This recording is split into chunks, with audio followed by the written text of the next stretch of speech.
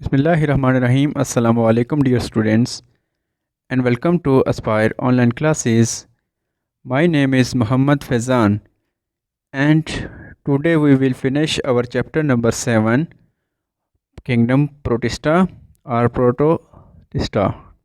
Okay, in this lecture, we will discuss our topics named fungi like protists, slime molds, and water molds.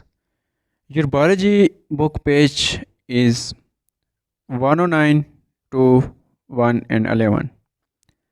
So open your books and let's start. Fungi like protist.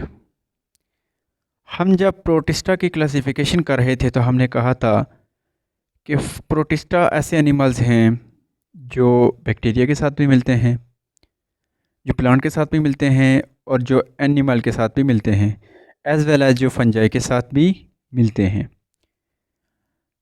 Animal वाले हमने पढ़े हैं, plant like भी हमने पढ़े हैं। आज हम फंजाई लाइक प्रोटिस्टा के बारे में पढ़ेंगे कि कौन से प्रोटिस्टा हमारे पास ऐसे हैं जो फंजाई जैसे हैं। ठीक है, so they are named due to their similarity with fungi, कि इनको हम नाम इस वजह से देते हैं क्योंकि ये फंजाई की तरह के होते हैं, ये फंजाई से मिलते जुलते हैं। So protist superficially resemble with fungi in that, कब क्या उनमें रिजेंबलेंस आती है, किस बिना पे हम कहते हैं कि वो फंजाई जैसे हैं। सबसे पहली बात यह है कि कुछ प्रोटिस्टा हमारे पास ऐसे हैं which are not photosynthetic and they are heterotrophic like fungi, कि वो फोटोसिंथेटिक भी नहीं हैं और हेट्रोट्रॉफिक भी नहीं है, जैसा कि फंजाई भी हमारे पास ऐसा ही आते हैं। इंशाल्लाह हम नेक्स्ट चैप्टर अपना फंजाई वाला स्टार्ट करेंगे। सो कुछ some have bodies formed of thread-like structures called hyphae-like fungi. Fungi अगर आपने लोअर क्लासेस के अंदर पढ़ा हो तो आपको पता है कि उनके अंदर एक थ्रेड लाइक स्ट्रक्चर होता है जिनको हाइफी हम बोलते हैं। अब ये जो प्रोटिस्टा हैं इनके अंदर भी थ्रेड लाइक स्ट्रक्चर बनता है। ठीक है, अब with respect to this one, with respect to this character, ये हम कह सकते हैं कि ये फंजाई के साथ मिलते हैं। ठीक है, water moulds have Haifa and absorption mode of nutrition like fungi, कि वाटर मोल्ड्स हमारे पास वाटर मोल्ड एक आता है, इसके अंदर हाइफी मिलता है हमें देखने को, और जिस तरह फंजाई के अंदर अब्जॉर्प्शन होती है, आपको पता है कि फंजाई का मोड ऑफ न्यूट्रिशन क्या है, अब्जॉर्प्शन, वो चीज़ों को अब्जॉर्ब करता है। इसी तरह वाटर मोल्ड्स जो हैं ये प्रोटिस्टा के ही टाइप हैं, ये भी क्या करती हैं, एब्जॉर्प्शन करती हैं। बट स्टिल हम उन्हें फंजाई नहीं कह सकते।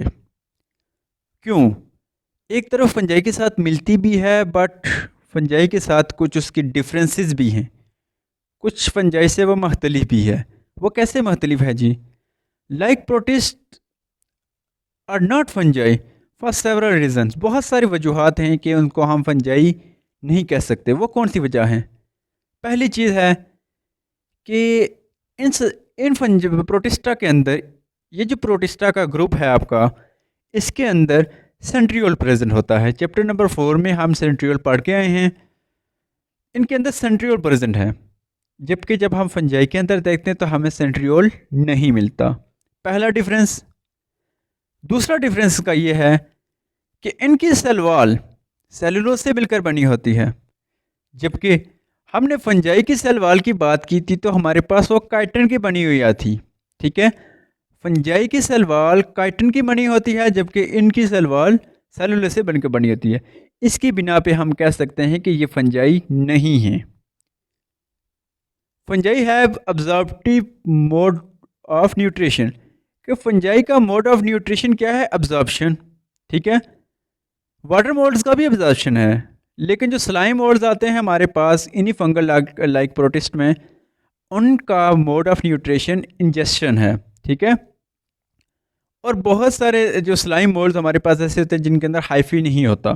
ठीक है, जिस तरह के फंजाई के अंदर हाइफी होता है, इनके अंदर कुछ के अंदर हाइफी नहीं होता। In case of water mould hyphae present होता है, in case of slime mould hyphae present नहीं होता, ठीक है। और water moulds and slime moulds are both are the types of fungi like protista, okay. अब इन सारे डिफरेंसेस की बिना पे हम कह सकते हैं कि these are not fungi, okay, लेकिन ये क्या है, स्टिल फंजाई लाइक हैं। हम पढ़ते हैं कि फंजाई लाइक प्रोटिस्टा में कौन से मेजर ग्रुप्स हमारे पास आ रहे हैं।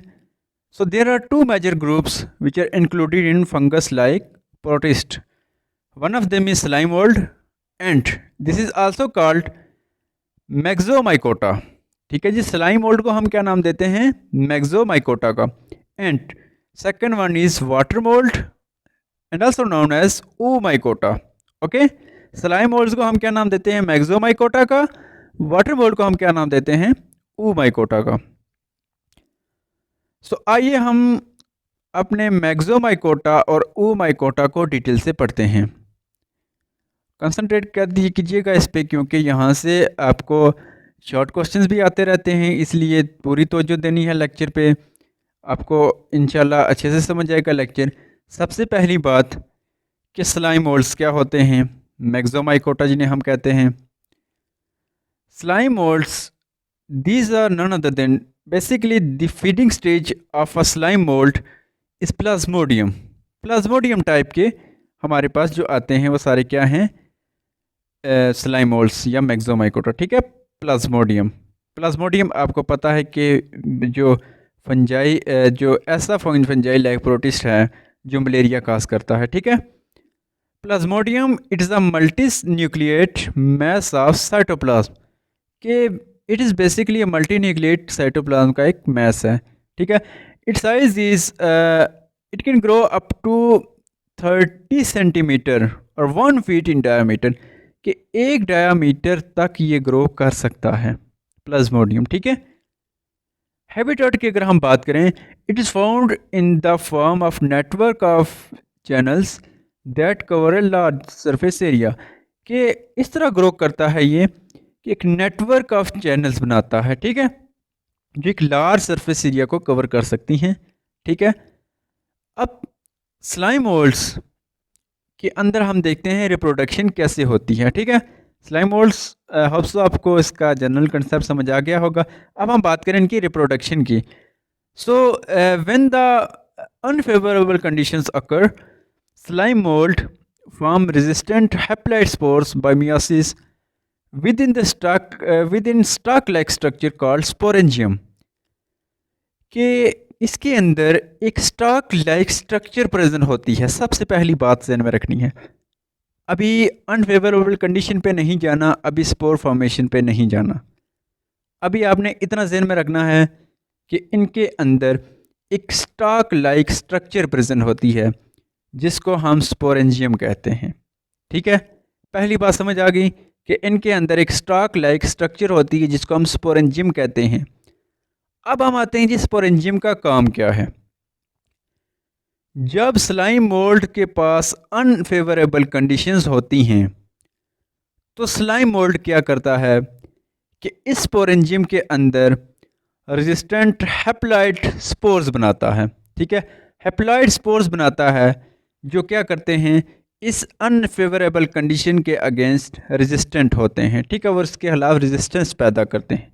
ये हैप्लॉइड स्पोर्स आपको पता है कि ऑब्वियसली हैप्लॉइड स्पोर्स किसके नतीजे में बनते हैं, तो meiosis के नतीजे में बनते हैं। जब कंडीशन दोबारा फेवरेबल हो जाती हैं तो ये स्पोर्स जर्मिनेट करते हैं into biflagellated amoeboid reproductive cells which unite to form diploid zygote, कि अमीबॉइड रिप्रोडक्टिव सेल्स बन जाता है बाइफ्लैजिलेटेड। फेवरेबल कंडीशन जब आती हैं तो यही स्पोर्स जो बने थे आपके पास स्पोरेंजियम के अंदर, ये स्पोर जर्मिनेट करते हैं और जर्मिनेट करते हैं बाइफ्लैजिलेटेड अमीबॉइड रिप्रोडक्टिव सेल्स में, ठीक है जी। अमीबॉइड यहाँ पे आपने कंफ्यूज नहीं होना अमीबा के साथ, ठीक है, क्योंकि ये अमीबॉइड रिप्रोडक्टिव सेल्स और हैं, अमीबा और है। ये अमीबा लाइक रिप्रोडक्टिव सेल्स होते हैं, ठीक है, जो कि क्या करते हैं, जब आपस में यूनाइट करते हैं या उनकी जब फर्टिलाइजेशन होती है आपस में या उनकी फ्यूजन होती है तो डिप्लॉइड ज़ाइगोट बना देते हैं। ठीक है, होप सो आपको इस टॉपिक की यहाँ से समझ आ गई होगी। अब जो ज़ाइगोट बन गया, वो ज़ाइगोट आगे क्या करता है कि मल्टी न्यूक्लिएट प्लाज्मोडियम में कन्वर्ट हो जाता है। ठीक है, फॉर एग्जांपल इसकी एग्जांपल आपके पास फसेरम पॉलीसिफेलम। ठीक है, ये आपके पास स्लाइम मोल्ड्स की एग्जांपल आती है। ठीक है, फसेरम पॉलीसिफेलम आपके पास ऐसा एक स्लाइम मोल्ड आता है which is use to study many functional fundamental biological processes such as growth and differentiation, कि बहुत सारे बायोलॉजिकल प्रोसेसेस को हम स्टडी करने के लिए इस स्लाइम मोल्ड को यूज़ करते हैं। जिस तरह हम ग्रोथ को स्टडी करने के लिए कि लिविंग ऑर्गेनिज्म के अंदर ग्रोथ कैसे हो रही है, या सेल डिफरेंशिएशन कैसे हो रही है, या साइटोप्लाज्मिक स्ट्रीमिंग कैसे हो रही है, या साइटोस्केलेटन का फंक्शन क्या है, इन सब को हम स्टडी करने के लिए इसी बेचारे का यूज़ करते हैं। ठीक है, होप सो आपको इसकी समझ आ गई होगी। This is all about the life cycle of Plasmodium. ठीक है, यहाँ पे आप देख सकते हैं कि प्लाज्मोडियम लाइफ साइकिल कैसे हो रहा है। फर्स्ट ऑफ ऑल यहाँ पे जहाँ पे आपके पास ये लेज़र लाइट आ रही है वहाँ पे आपने नज़र रखनी है। This is sporangium. हमने क्या पढ़ा था, एक स्टॉक लाइक स्ट्रक्चर बनता है जिसको हम क्या नाम देते हैं, स्पोरेंजियम का। This is sporangium. जब अनफेवरेबल कंडीशन आएगी तो इस स्पोरेंजियम के अंदर हैप्लॉइड स्पोर्स बनेंगे। हैप्लॉइड स्पोर्स किसके थ्रू बनेंगे, मियासिस के थ्रू। ये हैप्लॉइड स्पोर्स क्या करते हैं, जब दोबारा फेवरेबल कंडीशन आती है ये किस में कन्वर्ट हो जाते हैं आपके पास, तो ये कन्वर्ट हो जाते हैं अमीबॉइड सेल्स में। यहाँ पे आप देख सकते हैं जहाँ पे लेज़र लाइट है वहीं पे आपने कंसंट्रेट करना है। ये अमीबॉइड सेल्स में कन्वर्ट हो जाते हैं। बायोफ्लैजिलेटेड अमीबॉइड सेल्स हैं, यानी कि दो फ्लैजेला प्रेजेंट होते हैं। अगर आप यहाँ पे गौर से देख सकें तो दो फ्लैजेला आपको नज़र भी आ रहे होंगे।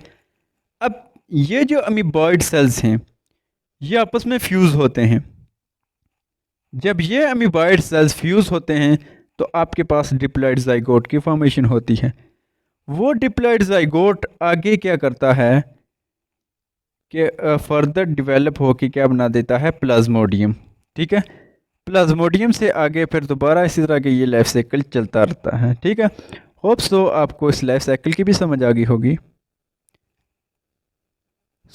दूसरा ग्रुप हमारे पास जो फंजाई लाइक प्रोटिस्टा में हमारे पास जो दूसरा ग्रुप आता है वो आता है हमारे पास oomaicota, which are also called water mold.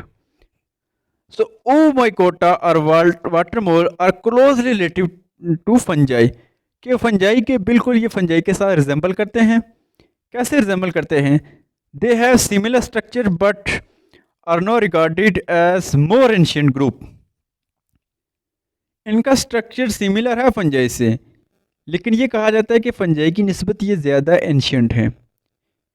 तो होप सो ये उम्मीद की जा सकती है, ये कहा जा सकता है, ये सोचा जा सकता है कि फंजाई जो हैं वो इन्हीं oomaicota से इवाल्व हुए हैं। ठीक है, इनके अंदर इनकी जो सेल वाल होती है उसके अंदर सेलुलोज मौजूद होता है, फंजाई की तरह काइटिन मौजूद नहीं होता।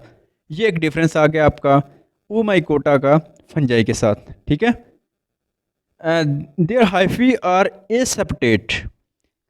हाइफी की अगर आपने पहले बात कहीं पे किसी लोअर क्लास में, छोटी क्लास में आपने पढ़ा हो तो हाइफी की दो टाइप्स आती हैं, सेप्टेट हाइफी जिनके अंदर क्रॉस वाल्स प्रेजेंट होती हैं, और एसेप्टेट हाइफी जिनके अंदर क्रॉस वाल्स एब्सेंट होती हैं। ठीक है, तो ये इनके जो हाइफी होते हैं वाटर मोल्स के, उनके अंदर क्रॉस वाल्स प्रेजेंट नहीं होती। फॉर एग्जांपल आपके पास एक एग्जांपल है Phytophthora infestans. It's a pathogenic fungi was the cause of Irish potato famine of 19th century। अगर आप लोगों ने कोई हिस्ट्री पढ़ी हो तो आप लोगों ने शायद ही पढ़ा हो कि 19th सेंचुरी में आयरलैंड के अंदर एक बहुत बड़ा कैत आया था।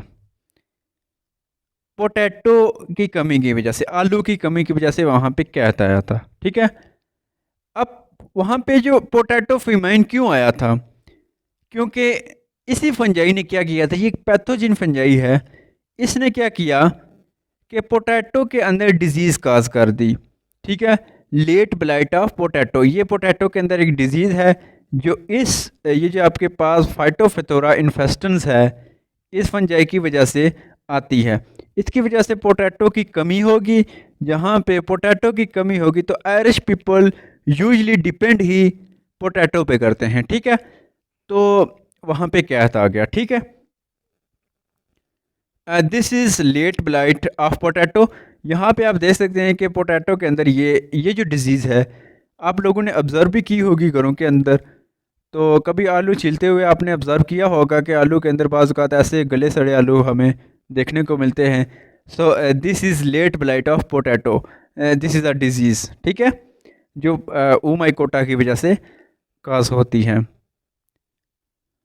अच्छा जी, इनके अंदर हम देखते हैं रिप्रोडक्शन कैसे होती है फाइटोफथोरा इन्फेस्टेंस के अंदर। ठीक है, इसको भी अच्छे से सुनना है। Because of several rainy cool summers in Ireland in 1840s water moles multiplied. वो कहता है कि जब 1840s के डिकेड गुजर रहा था तो क्या हुआ कि गर्मियों के अंदर बारिशें ज़्यादा शुरू हो गई, तो वाटर मोल्ड्स को सूटेबल कंडीशन मिल गई रिप्रोडक्शन या मल्टीप्लिकेशन करने के लिए। पहला स्टेप। ठीक है, फिर क्या हुआ कि अनचेक्ड अनकंट्रोल्ड मल्टीप्लिकेशन होगी इन सब वाटर मोल्ड्स की। तो इन वाटर मोल्ड्स ने क्या किया कि पोटैटो रॉट या late blight of potato field के अंदर शुरू कर दी, कि बड़े बड़े आलू के जो खेत वहाँ पे लगे हुए थे उनको इन्होंने तबाह करना शुरू कर दिया, वहाँ पे इनकी बीमारी फैलना शुरू होगी। ठीक है, अब क्या हुआ कि मैंने पहली बात की थी कि आलू जो पोटैटो है आपके पास, ये आयरिश पीपल का एक पसंदीदा उनकी डाइट है। ठीक है, लेकिन उनको अब क्या हुआ कि जो डिजीज़ की वजह से वहाँ से पोटैटो की कमी होगी, तो अबाउट वो कहता है कि 250,000 to more than 1 million people जो है वो मौत का शिकार हो गए।